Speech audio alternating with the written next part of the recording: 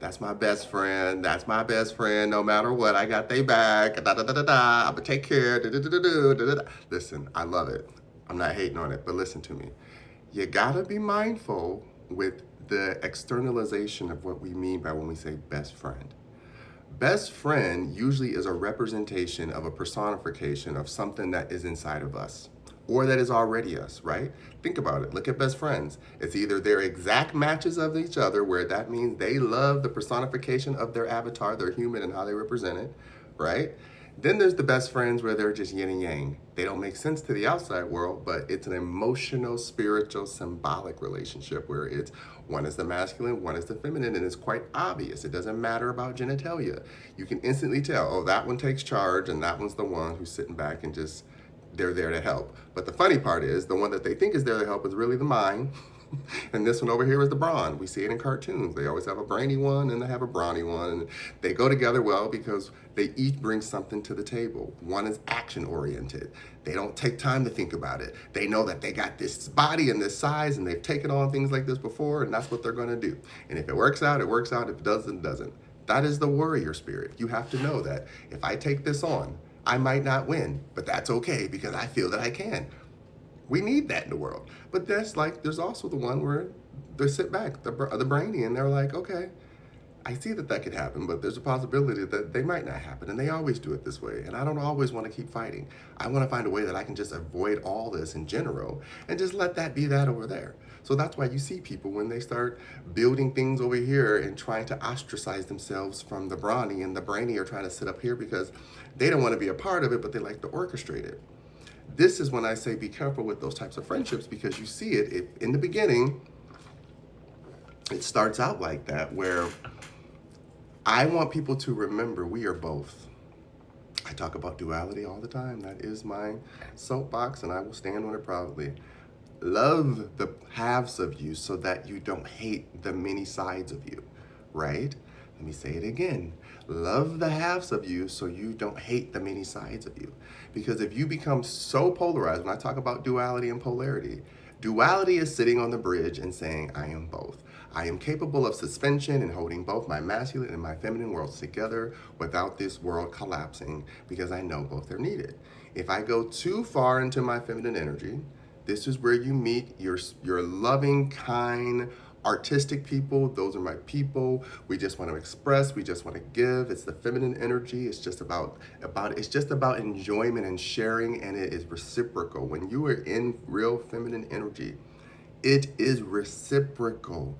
They give without thinking. It's just an exchange. It's just a flow. I have, you have. That's why they share makeup and clothes and ideas and this and that. And I'm talking about all feminine energy. You see how I didn't have to put genitalia on that?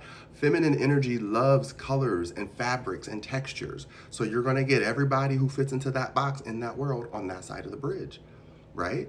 Then you have the ones where they are the architects. They are the line people. They are linear. They say that they're logic, but you are just linear in thought because you have an end goal that you know will make it. And that end goal is a structural point that holds everything together. And you know, no matter how much fluff and this and that, the structure is always going to hold. But the fluff is what makes the structure good. Do you get it? So again, when you're the architect, you're the masculine energy. You are here to have a framework. You are meant to be strong. You're meant to hold together. You're meant to be that person, that energy that says, I got this, I got this, I got this. And as much as it sucks, this is the part of where I tell people, if you choose to be the masculine energy, no matter what genitalia you are, masculine energy is, you can't cry about it. That's just how it is. You can go home and have real emotions and be vulnerable and cry, but I mean in that moment of structural integrity, I can't have you getting everything wet. It needs to be dry. If it's not dry, everyone dies. That is real masculine energy. So there is a level of, I have to be this thing where I can't cry. It doesn't mean ever masculines. It just means not right now. You then, when you go back into yourself, remember, down in the masculine, there is a mineralization of chemical and chemistry and alchemy, that whatever it is, whatever thing that comes from the outside element, like fire, that can burn it, acid, break it down, whatever, that's a toxic feminine energy. That's why most energies in the best friend energy world, again, You have best friends where one is toxic and one is not, but they're usually both toxic if they're both in their masculine energy. And you can have feminines on the masculine side, which is, when I say feminines in this moment, I'm talking about genitalia now. You can have women and men in their masculine energy, but that means they're both okay with being toxic. You got to get through my hardness to get to my softness. And and the toxic feminine will try to get through that masculine any way they can, which is, coitus and all the other stuff and trying to seduce and everything else. And I can steal your man and I got your man and da da da. We know who that is. So again, best friends. If you're that best friend and you're in your masculine, don't be toxic. It's okay to be a feminine and a woman who is masculine.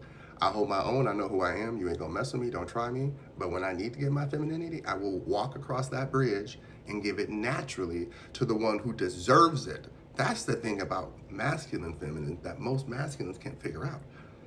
You have to earn it. You don't just get it willingly. No, I'm sorry, sir. Yes, on the other side of the bridge, the free-flowing real feminine will give it to you willingly, freely, because they don't mind. But here's the thing about the real feminine.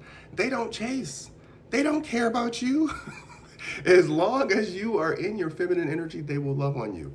Which, when let's crawl back to the other side of the bridge, you're going to have masculine or men who are genitalia men, and or however you have it, surgery or not, I don't care. It's you're choosing to now say that I'm in the feminine energy. And there's a part of that where you have to know that someone's always going to want to conquer you. Because you are something that is hard to hold. It's like water. That's why water is associated with the feminine energy. You're hard to hold. They want to keep you. They want to love on you, but they can't. They're like, why can't I keep this thing? So let me build a structure, because that's what the masculine naturally does. Builds a structure to hold all that feminine in, right? So there's a level of it where it feels like it could be a prison, or it feels like it could be structure and freedom. That's how you guys decide. So in your best friend mode, it doesn't matter which one you are.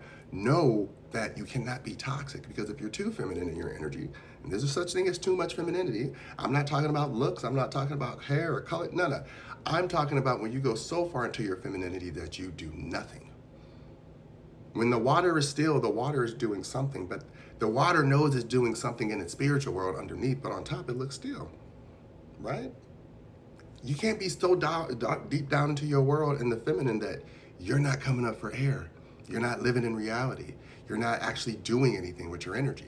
So yes, the natural feminine can say, that's where you get toxic femininity, where it's like, you're meant to have everything because you can have everything, but don't demand it and expect it out of expectation, because you now see that you can manipulate. That's toxic femininity, right? Don't be so toxic in your femininity that all I have to do is start on that seduction. What do you think gay men are replicating, right? What do you think feminines are replicating? This is what they're replicating, energies. We're not replicating genders. No, that's why when you're dense and dunce, you stick to the outside parts. You're like, that's all I see, so that's all it is. Show me how you make your lungs work. Please show me and demonstrate to me how you keep your heart beating every day. Just because you can't explain it and don't see it don't mean it ain't real, right?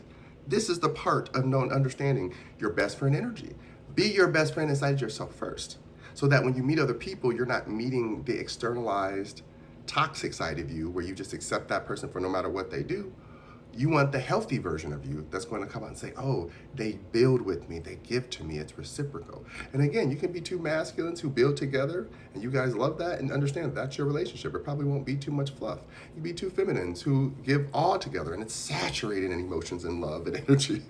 And that's that. Point being, you both have to come back to the bridge at some point. It can't just be for work. Everyone knows how to be in their masculine and feminine energy when they show up on time to work, dress the way they're told to do, and then do the job that they're supposed to do with their mind. It's the same thing you have to do for others in relationships. Show up for yourself first as the best friend. And then you can find the true best friends that are actually waiting for you. That true person in crime that you can just roll with and know you ain't ever got to worry about them being an op. Okay? Yep, I learned stuff. Anywho, I hope that makes sense. Love ya. Mwah.